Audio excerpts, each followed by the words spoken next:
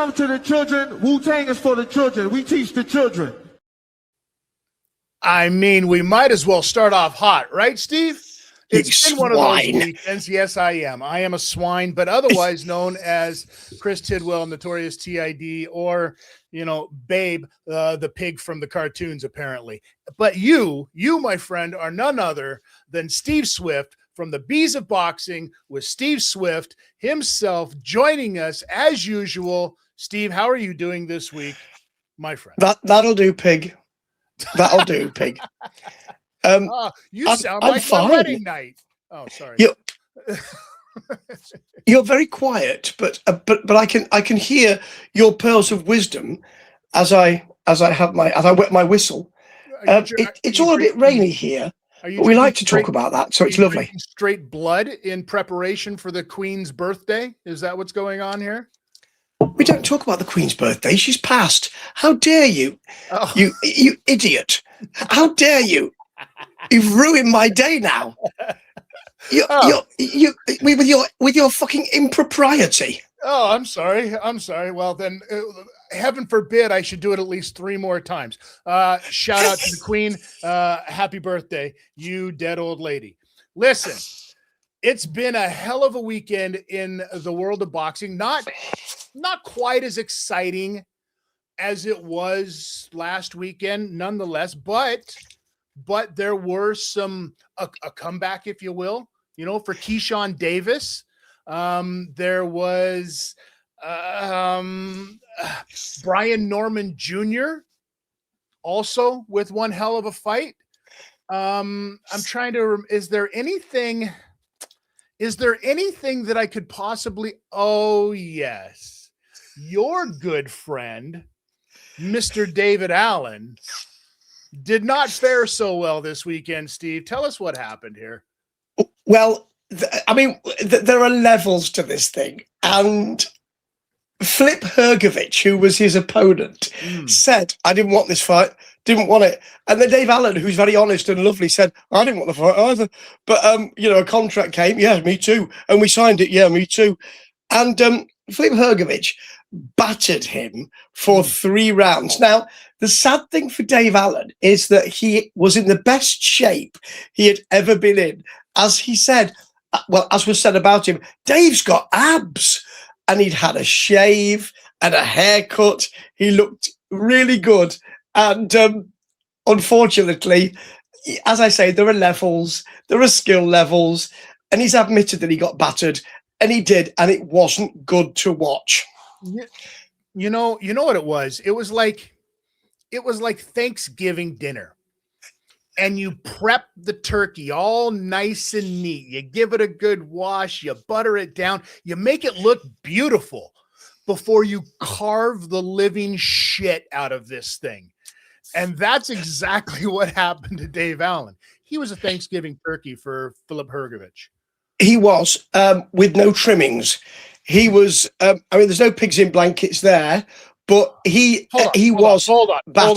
hold on a fucking second here, Steve. Are you telling me that you serve pigs in a blanket at Thanksgiving dinner? No, we don't do anything ridiculous like Thanksgiving. Just like you could take the piss out of the Queen's death. We don't have a stupid situation like Thanksgiving dinner where we just pick some time in November and then all get around the table and have a fucking turkey. We do that at Christmas. Christ's birth. Oh, so you're pissed off about what happened to the fucking pilgrims? Is that what the problem is here? Huh? You still mad about that? It still rankles with me. I mean, all these years later, obviously. I thought, no, you're right about pigs in blankets. I thought that it was not a very good, it wasn't a very good showing by Hrgović. Right. Because he wasn't allowed to. There's no point in him doing very much, but he did look a bit flat-footed, and he's calling out Moses Itauma. Philip, no, mate, because I'll have to say to you, there are levels to this thing, mate. And if you thought that was the case with Dave Allen, you're soon going to find out that's the case with Moses Itauma as well. I think what it is Hrgović is feeling a little froggy because this is his second, this is his rebirth. You know what I mean? He was already been there, done that, kind of like fell short really bad. And now he's having a resurgence, and they're giving him these guys. And so he's feeling good. He's all bucked up. He's ready to go again. Right. But what he doesn't understand is that, like you said, there are levels to this. And Moses Saitama is on a different level now. And I mean, listen, I'm here for it. I think it's a fight that should happen, but not for Hrgović. I think that it's a fight that should happen for Moses Saitama to show, listen, yeah, I can take out a gigantic beast of a human like Hrgović, right? Well, what Hrgović didn't realize, I think you're right, is that actually he was given Dave Allen so that he could step up, so that he could be rehabilitated a little bit. He doesn't realize that. Oh, the contract just came to me. Well, maybe you should think about why the contract came to you. And Dave Allen is thinking, okay, well, it's in my hometown. It's at the club I love. It's at the stadium. There's no way he was going to win. But although they did say maybe he'll create an upset. No, and Eddie Hearn said it was disappointing. But it was given to Hrgović as a way, as you said, to bolster his CV. But actually, it's Dave Allen. I mean, this is a massive step up for Hrgović coming back. And I think Hrgović thinks he's on the A side of this, and he definitely isn't. No, and you have to ask it's like an analogy that I try to give to people. When you're out for a drive, and if you want to stay safe, don't watch the person in front of you. Watch the person in front of them. Same kind of thing can be applied in this situation, Steve, because it's not the fight that was in front of him, which was Dave Allen. No. Why is that fight there? It's the fight next to that one. It's the fight after that one that Hrgović has to really worry about. Be careful what you wish for, because it just might happen. But speaking of upsurgence and speaking of resurgence, I guess you should say, it looks like the Ukraine's second favorite boxer is coming back. I'm talking about Vasily Lomachenko is returning. And we talked about this, Steve. I wonder if somebody might possibly be listening to this thing as usual, because we've talked about Vasily Lomachenko many, many times, coming back because he's not that old of a gentleman. We know that boxers are returning later. They can just take some years off. This is what he's done. What do you know, and how do you feel about Loma coming back? Yes, somebody is watching this, and we know that. I feel like somebody's watching this.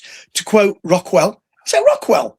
I think it is. It's not Colonel Abrahams, because he was trapped and I know I can't get out. Anyway, I watched the Eurovision Song Contest last night, so I'm fully musicked up. I mean, you wouldn't have that in your denuded country, but we do. Anyway, music? Music. With your thanks, giving. I think that Lomachenko coming back is, I mean, as you say, he can come back. You don't think, well, you're 72 years old, son. I don't think you should. It's not a Mr. McCall situation coming back at is he 62?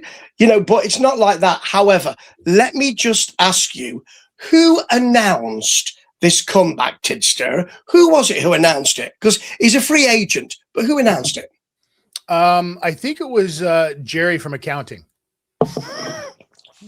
It may have been, but certainly he heard it from Mike Coppinger. Now, Mike Coppinger would be somebody who works with Turkey Al-Sheikh and Ring Magazine and all of that. So my hot take, and it's not really a hot take, is that he's going to Zuffa, because if Coppinger's announcing it, he's going to be involved in that camp, isn't he? So expect that to be an announcement soon. However, that just adds more trouble for Zuffa, in my view.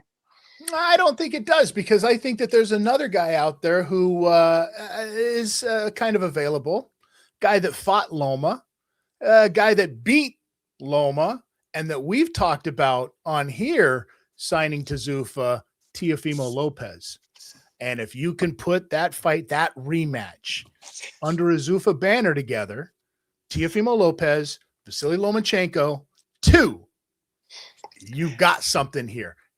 Now, because you mentioned Ring Magazine, let's talk about this for a second, because apparently, rumor has it that Zuffa boxers can also fight for the ring belt as well. Is Zuffa and Ring just like low key trying to eliminate what people think about all of the governing bodies? Finally?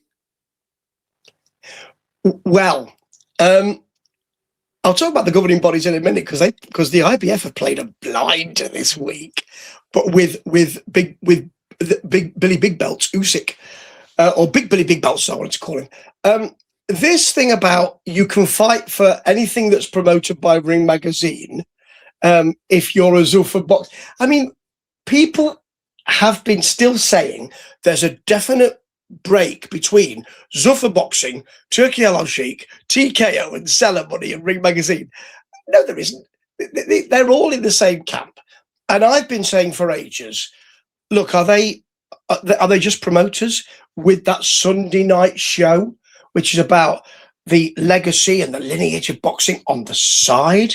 Yes, that's exactly what they are now. Along with Dana White saying, well, I'm going to be promoting the Tyson Fury and AJ fight. Oh, maybe I'm not. Maybe I am. All of that. This is it's them saying it's a get out of jail free card. We still keep some kind of paper wall between Zuffa and the other money. But surely everyone now knows that it's all the same stuff. Because if you're saying, okay, well, if you want a big fight, we'll just get Ring Magazine because Turkey owns that, so we can just put that name on it, and then you can fight, son. They're just another promoter now. And I thought they were something special, Tidster.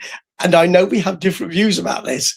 And I don't dislike Zuffa, but I just wish that Dana White would have kept his mouth shut early on when he did all that purity stuff about not working with promoters, not working with sanctioning bodies. You're just a promoter like everyone else. Or he's found ways around all of that stuff now by not worrying about the IBF and the WBC and the WBO and the LMNOP belts. Maybe he's not worried about that stuff and he's just low-key doing what he wants to do with his company. And the only people bitching about it are the governing bodies. He's not bitching about them not wanting to play in his sandbox, but they're bitching about him coming into their sandbox. Right? So, at the end of the day, there's certain places that have certain parades for people like that.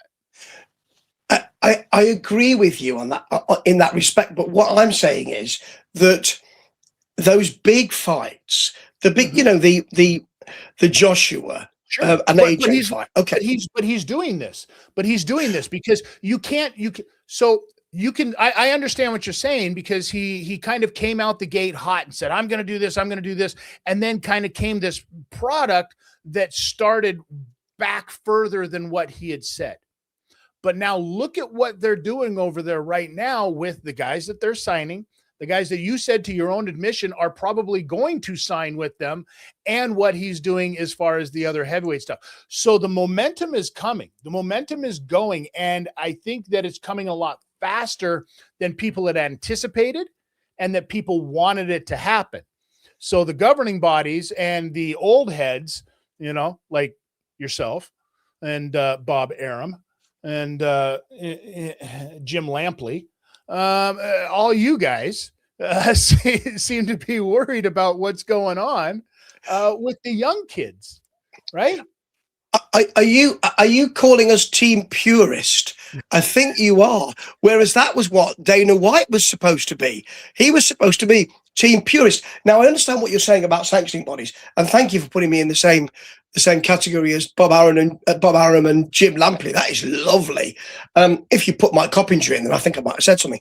However, I think that if you have, let's say, Tyson Fury and AJ, and we don't know what the whole card is going to be yet, but you want to put some Zuffa boxers on there, don't you? So you want to put Jaya Pataya on there, and you want to put David Benavidez on there, maybe. And David Benavidez has already said this week, well, I'll fight Jai, but I can't because Zuffa are making it difficult. How can I do that deal if Zuffa are there? Now, if you say, okay, we've got this get out of jail free card, which says that we slap a logo on it, which says Ring Magazine. And then, hey, presto, Jai can fight David, but you got to talk to the sanctioning bodies. And he said he wouldn't do it. So I know I'm a purist. I know I keep bringing people back like you to the inconvenient truth, to quote Al Gore, of, when he said he wouldn't do this, but he said he wouldn't do it. And I know it's the early days, but if you start doing that, it's then more difficult for you to do a handbrake turn and say, actually, we're not doing that sanctioning body thing now, because the Zuffa belt is bigger and the Ring Magazine belt we can use. So actually, let's just junk all these IBF, WBA. By the time you've done it, you've got to keep them around the waist. Well, it's funny that you mentioned David Benavidez, because that brings me to our main topic here that I want to get into. Because David Benavidez has clearly shown that he is, literally head and shoulders above the competition that he's fighting. He is huge for these weight classes. And maybe this fight with Jai Opetaia won't happen. Maybe this fight, this being able to, lock down and unify all of the cruiserweight titles won't happen. So then you have to ask yourself, he's big enough. He's big enough to go to heavyweight. Why not go to heavyweight? And here's my question for you this week, Steve. Can David Benavidez go to heavyweight? And if he does go to heavyweight, can David Benavidez beat guys like Tyson Fury, Anthony Joshua, and yes, I'll even say it, Oleksandr Usyk? I think he can. And I think that a couple of heavyweights, there are a couple of the one is Richard Torres Jr. There was another one, I can't remember who it was, it'll come to me, saying, Don't go to heavyweight. It's too much of a leap. Don't go to heavyweight. Now, what that smacks of is stay in cruiserweight. Don't come near us. You can beat us. You can beat us all up. I think he's got the ferocity and the reach and the power punching, along with the kind of movement. He's like Oleksandr Usyk, but with a power punch, which Oleksandr Usyk doesn't really have. But he will wear you out, and you will get knocked down at some point, or even knocked out with Oleksandr Usyk, but he has to throw a lot of punches. Now, with David Benavidez, I'm going to say if that punching power comes up, but actually, he doesn't have to weigh in massively heavy. He doesn't have to weigh in at 300 plus pounds. He can weigh in at just over 200 or so, and you can say, well, he's a cruiser, but he's a heavyweight, because we've done that with Usyk. He doesn't need to pack on even 30 pounds. He could say, I'm cognizant of my health and I know it's difficult, but I'm going to try this and let's see if my movement will really work here. I think it will. You don't. No Mexican fighter has ever made that statement. I am cognizant of my health. They have this thing called corn tortillas. I don't know if you know this or not. Okay. I mean, it got to the point to where Canelo Alvarez had to start eating horse meat, apparently. It's tasty, that horse meat, allegedly. Very tasty. I mean, I had it when I was in France. The chevaline is lovely. Which area of the horse did you start with, Steve? I think it was the hindquarters around the rump, which is the tastiest bit. I've always thought the rump is the tastiest bit. And obviously, don't quote me on that. You're not going to tag that and just put that out like you did with ball sack tea. You're not doing that one, obviously. Yeah, we're clipping that. Yeah, we're definitely clipping that. Sorry, but yeah. Here's my thing though with David Benavidez, and you make a good point. Yes, he does have that kind of skill. Yes, he is a smaller heavyweight. I think we're seeing smaller heavyweights come back as well. I think the days of the Tyson Fury are over. I think that, even Deontay Wilder's shown what as being a very tall heavyweight, how long you can last. And with the world of the way the heavyweight fighters are now, I think that we're seeing a lot smaller guys. Moses Saitama is not a huge, massive heavyweight. Oleksandr Usyk, not a huge heavyweight. Evander Holyfield was not a huge heavyweight. Right. So when we had these anomalies of these giants coming along, like Tyson Fury, it was like, holy shit, or the Klitschko's, and you had these massive human beings coming along at heavyweight. You were like, oh, this is why we need to have a bigger than heavyweight division, to be honest with you, because that's a lot of weight. That's a lot of, between 206 and 265 pounds is, I mean, come on, let's be real here. That's the only division. It's the only division that doesn't have such a small window, right?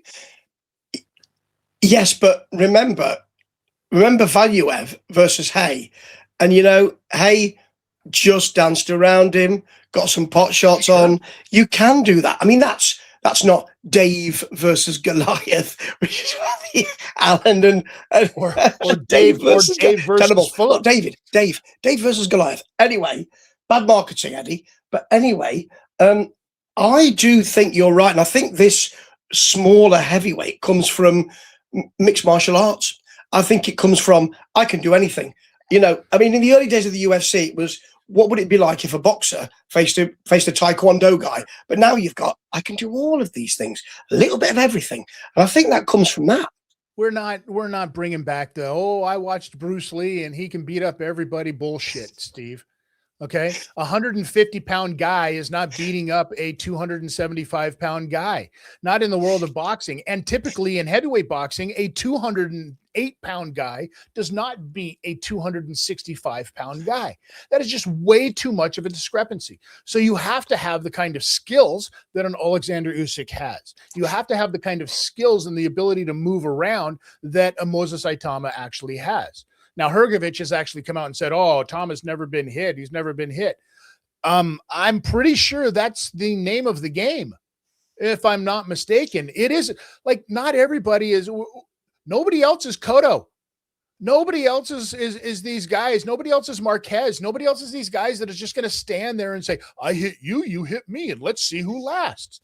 Shut up, Philip, dumbass. You're going to get rocked by one of these young dudes, and good luck to you. Get paid, brother. Get paid, right? Because isn't that what this is all about, Steve? Yes, but as we said, it's very sad because Hrgović doesn't realize that, and no one's clued him in. It's like wrestling when you're kayfabing, you don't know what it is. Somebody needs to sit him down and say, you're on the B side. You're being booked to lose here. You do know that, don't you? Now, you might not lose, but you're actually being booked to lose. Hate to break it to you, but this isn't a step up for you to then face Usyk. It's not that, or Dubois. It's not that. You are being booked to lose. You're a gatekeeper, son. And the sooner he realizes that, the better. Here's the hot take then. If we're going to talk about it, fuck it. Book him against David Benavidez. Let's find out if you can last against a smaller, a guy who should be fighting at heavyweight.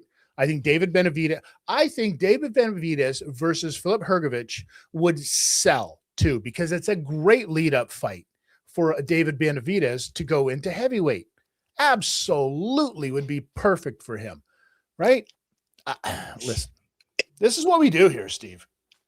We talk a hell of a lot about some crazy stuff, and every once in a while, we're going to come back later on and we're going to be like, hey, did you know David Benavidez is going up to heavyweight?